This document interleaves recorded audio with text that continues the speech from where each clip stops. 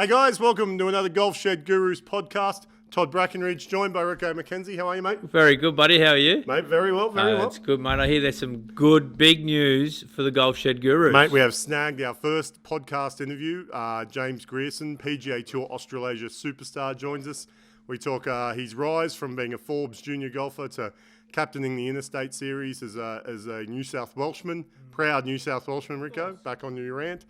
Then we also talk about heading into the pro ranks and everything that comes with that these days, which there is plenty. We'll talk about the time he spent at Bonnie Doon in Sydney, as well as the time at Q School, which he's currently at now. So for those who don't know, Q School is where you either go to gain status as a golf professional or to improve your number, where you rank. So James is going for option 2 there. He's going to go try and improve his rank after a decent season in 21-22. But yeah, so let's sit down. We'll have a chat with James, and we'll talk to you all soon. Absolutely.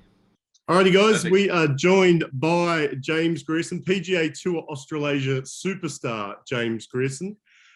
James, first of all, mate, it's a busy week for you, so massive thanks for joining us and taking time out. Mate, all right, mate. So you're born in Forbes, you go to school at Redben, footy initially, rugby, fall asleep on the field too often. Yep. Actually, pretty close to where you guys are, actually. Yeah. Yeah, right. In Orange. Orange a couple of times, yeah. They're tough here, mate. They're tough here. Yeah. You're taking us on. But then obviously turned to golf. Was it straight to golf from footy? I did a gap year after school and played footy and would have loved to have done that. I probably wasn't good enough, but I was living in the dream. And then I sort of like played the last couple of games, and then I think I won something at home. I think I might have won the Classic, and I was like, oh, that's pretty cool. And then I'd obviously done a little bit of the Central West stuff. Like Pete Mitchell got me into Eric Athlete Country League for the Central West team. So I had a taste of it, but I wasn't very good. How old are we at this point? Mate? Yeah, how old are you when you go to Probably like 18, nearly 19. Yeah, 19. And I suck. Like, I'm good for a country golfer, but like I would have come to Duntree and wouldn't have broken 80 sort of thing. Yeah. I do that probably Wentworth as well. Do that every week, man. Yeah. It's fine. And then yeah, just got hooked. I went to a golf college in Sydney for 2 years. Thought it was a pathway to America, but it was definitely a development. And it gave me the opportunity to get some like consistent coaching. Put a lot of hours in, get a better understanding of how everything works. Because you can be decent at golf, but not really know, right? Yeah, absolutely. Yes, yeah, absolutely. So, yeah. Or you can think you're decent and you're not very decent. Yeah, absolutely. I think I just hang around with guys that were way better than me. Yeah. And I was like, I don't like this. Such as who at that point? Jared Freeman. Yep. Jared Freeman, Troy Moses, Ryan Smith, Matt Scalfone, Andy Chu, all guys that like dominated me when I was a junior. And at that point, they were still like class players. Yeah. And then, yeah, obviously like Ruben Sonjaja was at the club. Zunic was at the club. Like, yeah, if there was a stint there where like Bonnie Doon had nearly half the state team being members of it or being on scholarships. So, and they Bonnie Doon obviously go on to win the Eric Athlete Shield at some point, didn't they? And we won, major pennant as well. So like, it was they had just a lot of good players with really good facilities. So it was like the perfect place to be. So you obviously had an elite amateur career after that, after you moved to Sydney, and you progressed quite quickly, I would have thought. You have a great showing at the 2017 Master of the Amateurs, which is, I don't know, where does that sit in Australian amateur golf? Maybe just under the Aussie amateur? So like pre-COVID, probably the biggest one. Yeah, okay. Only for the fact that it fell in the week that the college players could come over and play and not miss out at being at college. Yeah. So we used to have like Japanese team, a couple of the other Asian teams. We'd have England, a couple of Welsh lads, American, Canadians would come out for it. So like it was, I think the first year I played it, you had to be like under 1,000 wagger to get in. Yeah, right. Which is World Amateur Golf. So like for Australian golf, it was like the event. Like it was the hardest one to get into. Yeah, right. You finished where in 2017? I think it was maybe like It was definitely top 10. I don't know if it was like Yeah. maybe inside top, maybe I'm, like just I'm outside thinking. top I'm 5. thinking. I'm thinking fifth or sixth. I tried to Yeah, I think Google so. it, but I couldn't get the Yeah. answer. Yeah. But did I could lead. find it. No, But did lead. You did lead Yep. at Yep. times during that. Yep. In 2017, Yep. you also make your state team debut. Yep. In Cool. 2000, It was very cool. yeah, absolutely. In 2018, so you're aging quickly here from a guy who moved to Sydney and couldn't play golf, right? In 2018, you go on to captain New South Wales. So I feel like you're not giving yourself enough favours when you first moved to Sydney here, mate, because the time scale, you basically went on a Tiger Woods. Yeah, no, I could play, but like I couldn't really break 80 anywhere else. So Yeah. I could play, but I couldn't play. In 2018, you captain New South Wales. Where does that sit in the James Grierson? Very high. Yep. Very high, because I think something like that, like golf, and obviously my background with team sports as well, like golf's my. So like golf is you play well, you don't play well, it's all about yourself. Yeah. Where like a team week, it's pretty cool. Yeah. In the year before, like we had one of the strongest teams, and the boys, like the standard was so high. So then to be like a lot of them turned pro, and then to be that one in the team was very cool. Yeah, we'll talk about certainly a couple that featured in those two teams a little bit later, who have since gone on to the last couple of weeks find some financial success. Okay, so in 2018 you captain New South Wales, but in 2017 you make the US Amateur. Yeah. You play in the US Amateur. How'd you qualify for that? So here's a good one as far as like, I play in Perth in the Interstate Series. Yep. And then jump on a flight and go to the UK, and then play Welsh Amateur, where I think I come like 5th or 6th. Mm-hmm. And I was like, how good? Like obviously off the back of going to the US the year before, still I'd never can't been play. to the UK. No, I can play by now. You're good now, sort right? Of. And then I miscut at Brabazon Trophy in England, miscut at Scottish Stroke Play, miscut at St Andrews Links Trophy, and then mismatch play at British Amateur.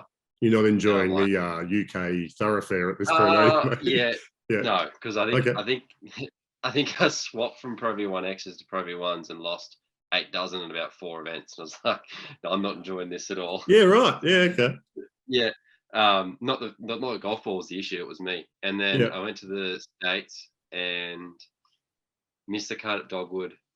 So you go to the UK and essentially struggle towards the end of that stretch. Yeah, I struggled the whole time except for the first event, yeah.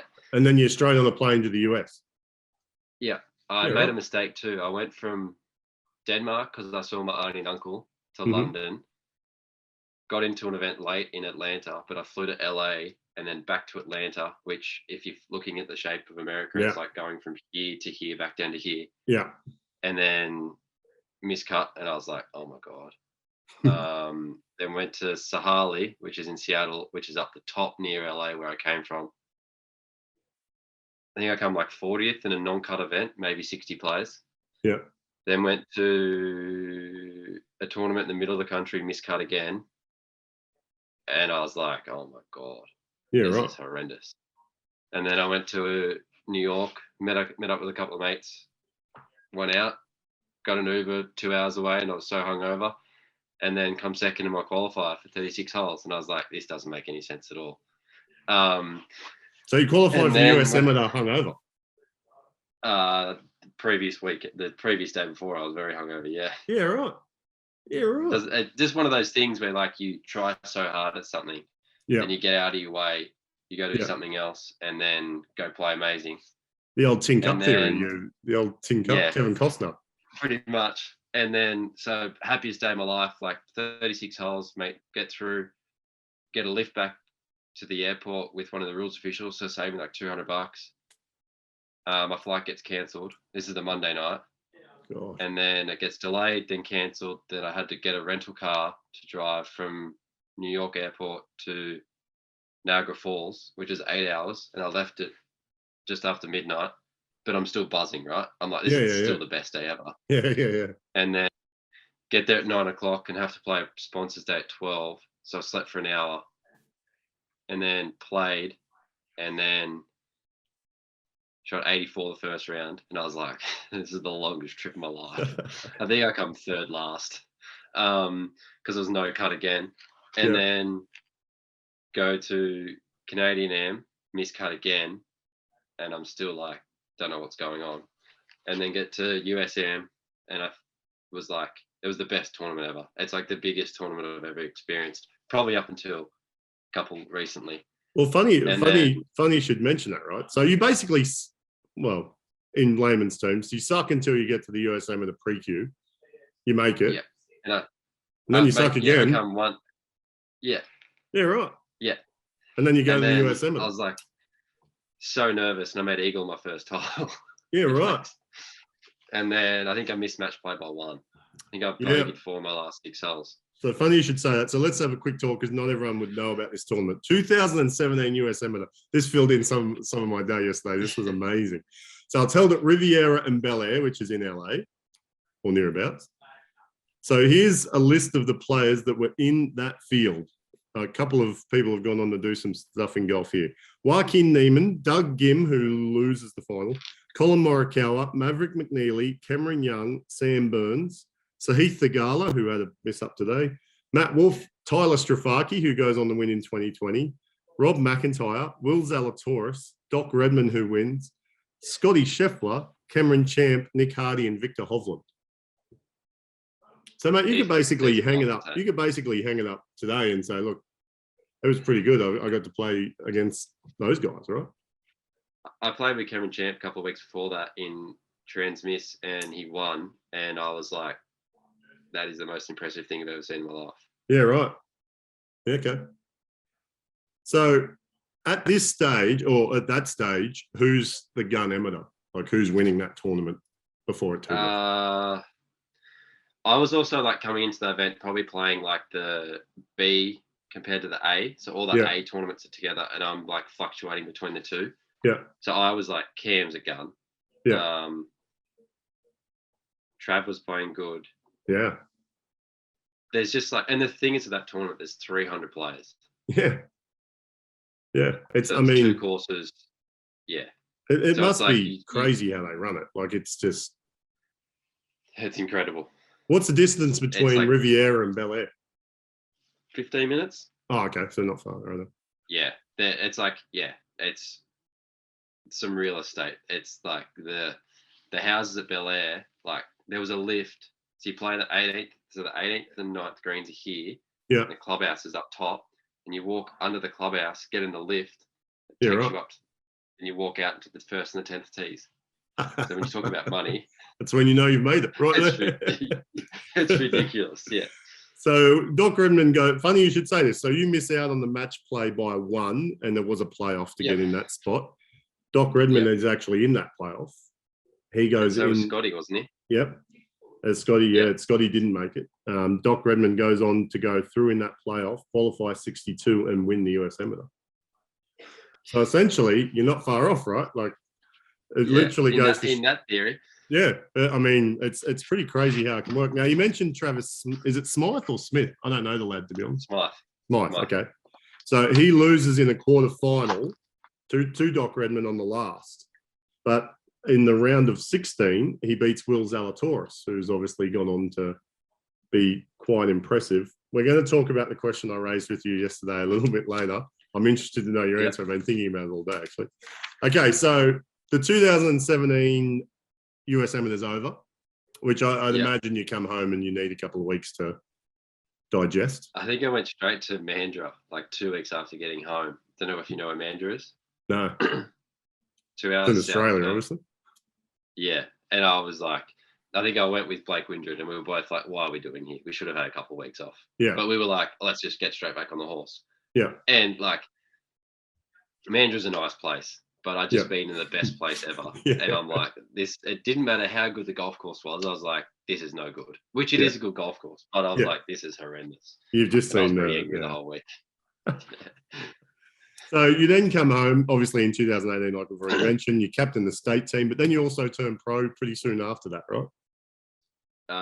No, start of 2019.